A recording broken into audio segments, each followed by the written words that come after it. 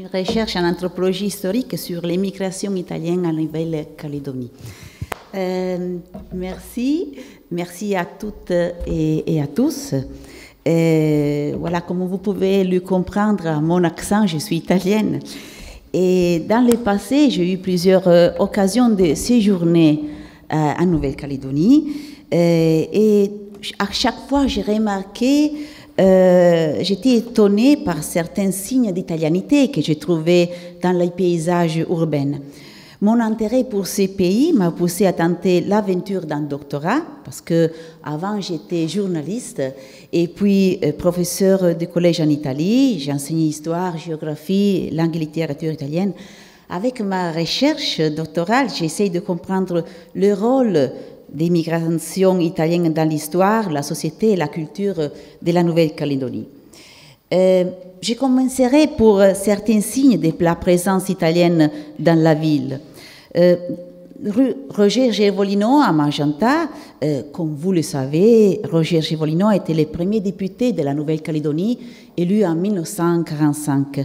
Et Gervolino, un homme de famille originaire du sud d'Italie, de la région de Naples.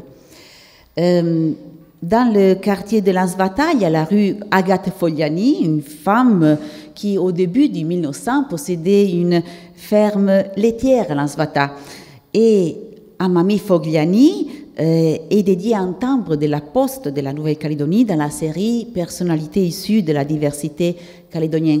Et Fogliani, à nouveau, un nom de famille italien, répandu dans le nord de l'Italie, dans la région de la Lombardie. Ces panneaux que vous voyez étaient affichés à l'un des bâtiments en construction à l'UNC.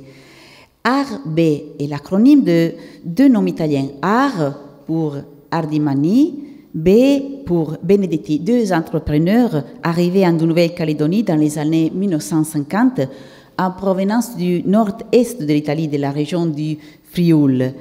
Et le président du club de Vaha est Roger Gastildi, que vous voyez dans la photo. Il m'a raconté que son arrière-grand-père est arrivé en Nouvelle-Calédonie en 1867 de l'Italie du nord-ouest, de la région du Piémont, d'un village qui est à 20 km de chez moi. Et quand tous ces Italiens sont-ils arrivés? Pour quelles raisons?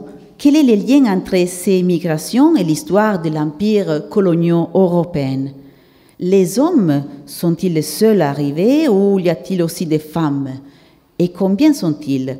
C'est comme ça qu'a pris forme l'idée d'une recherche en anthropologie historique sur l'émigration italienne en Nouvelle-Calédonie, une recherche qui est encadrée par une co-tutelle entre l'Université de Milano Bicocca en Italie et l'UNC. Ma directrice à l'UNC est Véronique Fiol, que vous connaissez bien, et ma directrice en Italie est Alice Bellagamba, anthropologue historique et directrice de l'école doctorale en anthropologie. Quels sont les objectifs de la recherche?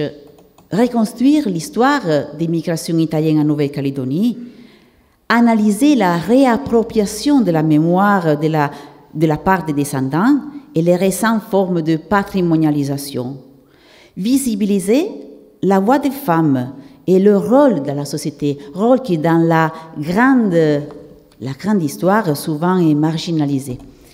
Enfin, analyser les transformations culturelles et sociales, les dynamiques d'appartenance dans l'expérience migratoire, comment on devient autre. Quelles sont les trajectoires de l'identité et de l'appartenance qui ont caractérisé les descendants des Italiens? Je viens maintenant à la méthodologie de la recherche. D'une part, j'analyse des documents des archives privées, publiques et religieuses en Italie, en France et en Nouvelle-Calédonie. D'autre part, j'utilise une approche ethnographique et biographique. J'ai fait beaucoup d'entretiens. Les photos que je vous présente sont de certaines des personnes que j'ai interviewées. Beaucoup d'entretiens, mais aussi la collecte des histoires familiales et des généalogies. Et j'ai fait aussi de la observation participante, c'est-à-dire je partage beaucoup de moments de vie quotidienne avec mes interlocuteurs. Une autre particularité est qu'il s'agit d'une recherche multisite, menée dans plusieurs terrains, entre l'Italie, la France et la Nouvelle-Calédonie, en suivant les chemins de la migration qui partent de l'Italie, mais qui souvent passent par la France, parfois par l'Australie et les Vanuatu, avant d'arriver en Nouvelle-Calédonie. Enfin, on arrive au premier résultat et les perspectives de la recherche. Les migrations italiennes sont caractérisées par des flux intermittents depuis la moitié du XIXe siècle à nos jours, et il s'agit de formes migratoires assez hétérogènes. Il y a eu, à partir de 1860, des commerçants, des artisans, des paysans, même avec la colonisation feuillée. Il y a eu des bagnards et des déportés politiques. Parmi les 22 000 personnes transportées au bagne de la Nouvelle-Calédonie, 750 étaient d'origine italienne. Il y a eu des religieux et des religieuses. Et après la Seconde Guerre mondiale, à l'époque du boom économique, il y a eu beaucoup de mineurs qui ont travaillé la mine Thiebagui, la mine Chagrin, à la SLN. Et aussi beaucoup de maçons pour construire le barrage de Yaté, les routes, les ponts, et aussi des entrepreneurs du bâtiment, pas seulement Ardimani de Benedetti, mais aussi les Zugato et les Morato. Plus récemment, sont arrivés des chefs de cuisine, sont arrivés des propriétaires des pizzerias et aussi des médecins, comme le docteur Mercury et le docteur Drovetti. Autre résultat de la recherche, la réappropriation de la mémoire a commencé à la fin des années 1980. C'est-à-dire, c'est à cette époque que les racines italiennes de certaines familles sortent du non-dit et qu'on commence à travailler sur les généalogies et les patrimoines. À titre d'exemple, récemment, le consulat d'Italie a réalisé un documentaire intéressant sur le sujet. Je voudrais remercier Monsieur le consul Riccardo Baroni pour sa présence aujourd'hui. C'est vrai que la plupart des migrants étaient des hommes, mais j'ai reconstruit aussi les biographies de certaines femmes migrantes et je m'interroge sur l'identité des épouses des migrants italiens en essayant de répondre à l'une des questions anthropologiques centrales. Avec qui vais-je me marier? En conclusion, je voudrais souligner qu'il s'agit d'une recherche participative, inspirée par l'intérêt de mes interlocuteurs pour leurs racines et leur appartenance. Mon défi est d'intégrer l'intime avec l'histoire, la mémoire familiale avec les grandes questions identitaires qui traversent la Nouvelle-Calédonie. J'ai terminé, je vous remercie de votre attention. Grazie mille.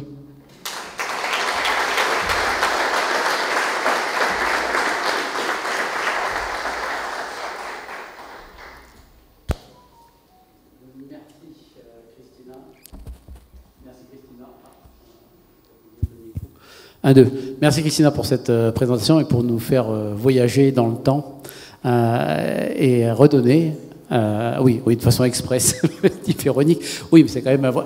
Ah, dans l'espace, ah bon, d'accord, ouais. Donc dans l'espace et dans le temps, et de redonner du relief, effectivement, à cette migration italienne. J'ai reconnu un de mes amis dans ton exposé. Donc voilà, c'est bien, ça nous change, et c'est également riche, et on sent de l'émotion dans le travail et une grande rigueur, évidemment. Donc je vais donner la parole voilà, au jury, et puis ensuite à la salle. Merci pour ton exposé. J'ai deux questions.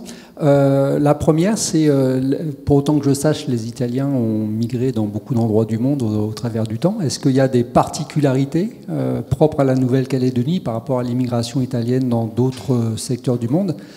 Et ma deuxième question, qui est peut-être plus centrée sur la Calédonie, tu as montré une photo où on voyait une dame avec comment apprendre l'italien, etc. Est-ce que les descendants d'Italiens parlent italien, ou alors est-ce qu'ils s'intéressent, ils envisagent de l'apprendre si jamais ce n'est pas le cas?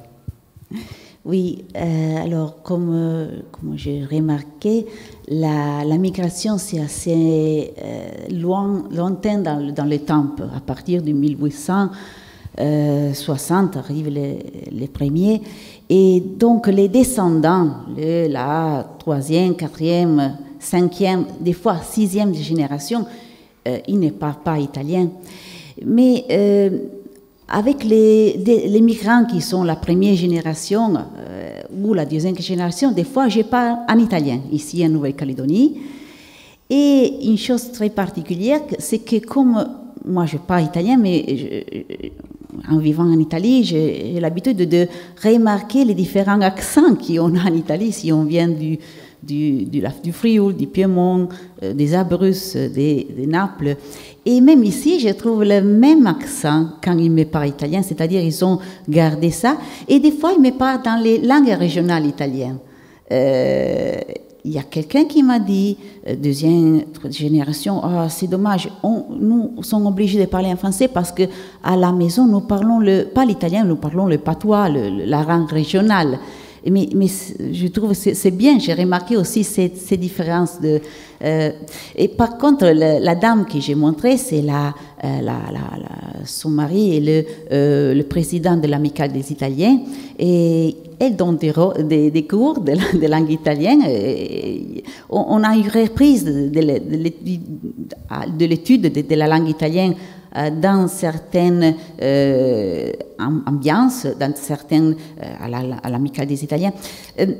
Les différences par rapport à d'autres communautés qui se sont formées, les Italiens, voilà, sont des migrants.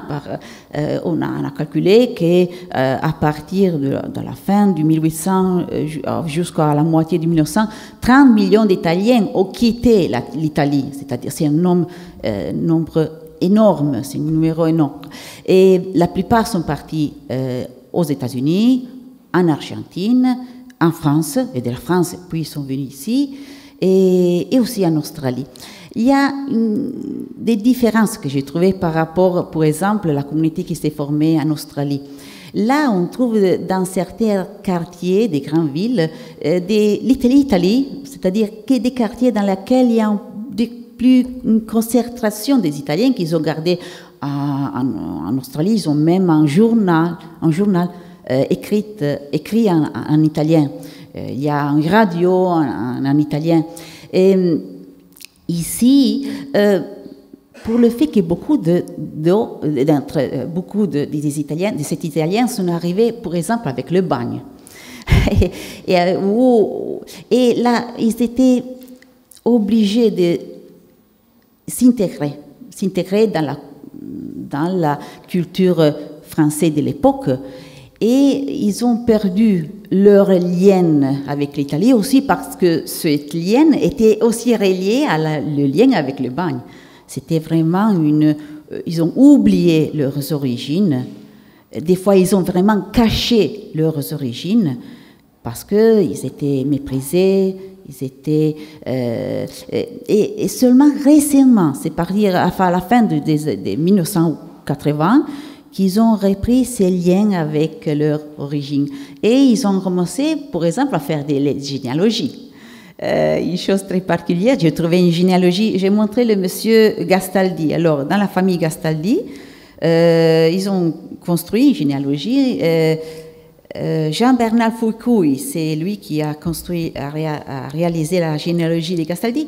Il a recensé 1331 descendants du monsieur Gastaldi Cristoforo et de sa femme Maria Margherita Barale, parce que le monsieur était arrivé avec le bagne et puis c'est sa femme qui l'a rejoint sur le territoire.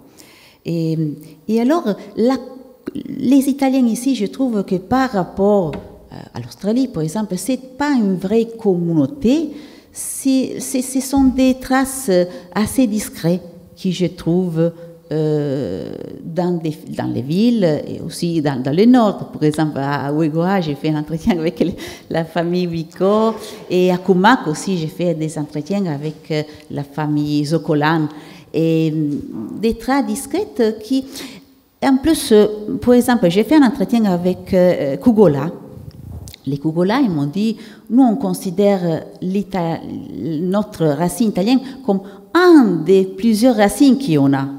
Parce que ici, les familles sont bien mêlées. Et là, c'est une des racines qui, Umberto Kugola, en plus, il m'a dit, on trouve cette racine dans le fait que la plupart des descendants ont des prénoms italiens. Pas seulement les noms, mais aussi les prénoms. Même si on ne connaît pas l'Italie, on n'a jamais été en Italie, mais il y a quelque chose que ça continue dans les descendantes. Merci. Donc, y a-t-il d'autres questions sur le sujet? Oui, Fabien et Myriel. J'ai une question très rapide qui est en lien avec celle d'Yves. C'est est-ce qu'il y a également des descendants ici que vous avez retrouvés issus de l'Algérie pied noir? Ah oui, l'Algérie pied noir. C'est une autre histoire encore. Oui. Alors, la migration vers la Nouvelle-Calédonie, des fois, c'est une migration circulaire, comme j'ai dit. Il passe par l'Australie, par le Vanuatu, mais aussi par la Tunisie et l'Algérie. Oui, j'ai eu l'occasion de faire des entretiens avec une famille qui maintenant habite à Moindou. Et ils sont des pieds noirs d'origine italienne. Ils sont partis de la Sicile. Le monsieur que j'ai interviewé, il est né en Tunisie, et puis la famille de la Tunisie s'est déplacée au Maroc, et puis du Maroc, ils sont rentrés en France, et puis de la France en Nouvelle-Calédonie. Le monsieur m'a raconté de son enfance en Tunisie, des goûts aussi de la cuisine, de l'eau. Il m'a dit... il a découvert que le goût de l'eau, c'était comme ça, parce qu'en Tunisie, comme l'eau, c'était pas potable, c'était de l'eau. Et alors, il menait des jus d'orange dans l'eau, toujours. Et quand il était petit, il pensait que là, c'était le vrai goût de l'eau. Puis, quand il est allé en France, il a dit, mais l'eau, il a un goût différent. Alors, ce sont des souvenirs de l'enfance. Et ce monsieur-là, la chose particulière, qu'il m'a parlé un peu en français, un peu en italien et un peu en sicilien. Parce que même, il avait appris le sicilien en Tunisie par ses parents. Merci. Merci pour votre exposé. Moi, j'ai une question plus par rapport au cadre méthodologique que vous utilisez. Je ne connais pas très bien. Donc, en fait, ce sont des questionnaires ou des entretiens. Et comment, parce que c'est un entretien où les gens vous racontent, comme vous nous racontez là, en fait, leur vie, comment après vous arrivez à trier l'information de façon à pouvoir comparer ou écrire une trajectoire comme ce que vous mentionnez? Alors, la clé avec laquelle j'entre dans la société calédonienne d'origine italienne, c'est mon accent. Parce que quand ils m'entendent parler le français, ils comprennent tout de suite que je suis italienne. Et alors, ce sont eux, d'abord, qui me posent des questions. Qu'est-ce que tu fais ici? Pourquoi tu es arrivé ici? Tu es toute seule, tu es avec la famille? Combien de mois tu restes ici? Ce sont eux qui me font des questions. Et alors, puis, c'est moi qui j'en commence à faire des questions à propos du fait qu'ils habitent, ils sont beaucoup de temps qu'ils habitent ici, que ce sont beaucoup de générations. C'est grâce à mon accent que j'arrive à entrer en liaison avec eux. Par exemple, les Vico, je suis arrivée à Ouégoa, je me suis présentée et on est resté toute la journée ensemble, du matin jusqu'à la soir.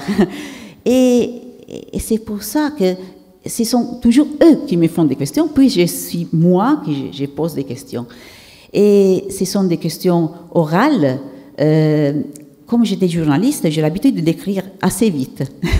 Et j'écris, des fois, quand on est la deuxième entretien, je propose de enregistrer. mais la plupart sont des... Et puis, il y a aussi des appels téléphoniques parce que après l'entretien, il m'appelle au téléphone pour ajouter des choses. Et, bien sûr, je croise les données de l'ethnographie et de l'approche biographique avec les données des archives ici en Nouvelle-Calédonie et des archives aussi en Italie. Et avec ces liens avec les deux méthodologies, j'arrive à avoir des différences entre des fois ce qu'ils me racontent et des fois ce que les archives racontent. Des fois, il y a des différences, mais ces différences sont importantes parce que ça montre quelle est la mémoire de la migration. C'est une mémoire qui s'est transmise dans les familles, qui n'est pas des fois des mémoires objectives, sur des données objectives. C'est des fois des mémoires sur des racontes familiales, des souvenirs, des paroles qui se sont... il y a une dame qui m'a dit, deuxième génération, je ne connais pas l'Italie, mais je me souviens que mon père, chaque soir, me disait « buonanotte ». C'est un mot qu'on dit aux enfants en Italie, c'est-à-dire... Alors, c'est tout ça, c'est que je viens qui entre dans ma recherche. Et bien sûr, il y a le côté plus objectif, plus les données, et aussi le côté plus ethnographique et biographique et autobiographique. Parce que des fois, je me sens comme s'ils viennent avec moi pour raconter leur vie. Ils avaient besoin de les raconter, des fois. Et là, c'est ça que... Merci, Christina. La salle, Bruno, tu veux nous dire quelques mots en italien? Non? Bruno Fogliani, non? Oui, il y a une question? Oui, pardon. Allez.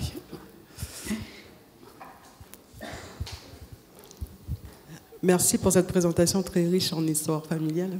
Juste un petit détail pour vous booster un peu. Votre présentation portait aussi sur la patrimonialisation. Et là, on a été envahi par des histoires familiales très riches. Excusez-moi, comme je suis italienne, est-ce que vous pouvez parler plus doucement, s'il vous plaît? Pour résumer, est-ce que vous pouvez nous parler un peu plus de votre partie patrimonialisation? Ah oui. Oui, merci. Alors, patrimonialisation. Alors, déjà, dans la salle, j'ai Marina Minocchi, qui fait partie de Témoignages d'un passé et qui a travaillé dans cette association pour... mener la réappropriation de l'histoire de la migration et aussi la réappropriation de l'histoire du bagne. Voilà, là c'est déjà une patrimonialisation. Notre patrimonialisation, j'ai parlé du documentaire réalisé par le consulat d'Italie qui est vraiment très intéressant. Et une autre patrimonialisation, les généalogies. Alors, généalogie, qui j'ai trouvé déjà en fréquentant les archives de la Nouvelle-Calédonie. Parce que des fois, je trouve des généalogistes d'origine italienne qui sont là pour chercher leur origine. La patrimonialisation, ce n'est pas quelque chose de matériel, aussi des objets, mais surtout, c'est une patrimonialisation immatérielle. Des histoires familiales, des récits, des racontes, des petites choses qui se sont transmises parmi les générations. Par exemple, comme je vous ai dit, le fait des noms, les prénoms qui se sont poursuivis dans les générations, là c'est déjà une patrimonialisation. Ou le fait que des fois, ils cherchent, même sur Internet, des actes de naissance faits en Italie au début de 1800. Et ils ont soif de compléter, comment dire, un puzzle de leur vie. Leur vie, c'est comme une puzzle créée par plusieurs pièces. Et ils ont besoin des fois de chercher ces puzzles en Nouvelle-Calédonie, mais aussi en Italie, en France ou en Tunisie, pour se sentir, comment dire, ils m'ont dit, j'ai besoin de ça. Ici, je suis calédonien, je vis en Nouvelle-Calédonie, mais j'ai besoin aussi de connaître quelque chose de l'histoire, surtout quand l'histoire est cachée. 30 secondes, puis je termine. Bernard Berger m'a raconté qu'il a découvert que du côté maternel, il était originaire de Donati, c'est une famille italienne, il y a 20 ans. C'était l'occasion des obsèques, c'était son grand-père qui était mort. Il s'est retrouvé avec les cousins à l'obsèque, à les deuils de son grand-père. Et ils se sont mis à se demander entre eux, mais le grand-père, il provenait de l'Italie, il arrivait ici, pourquoi il est arrivé ici? Et personne ne connaissait.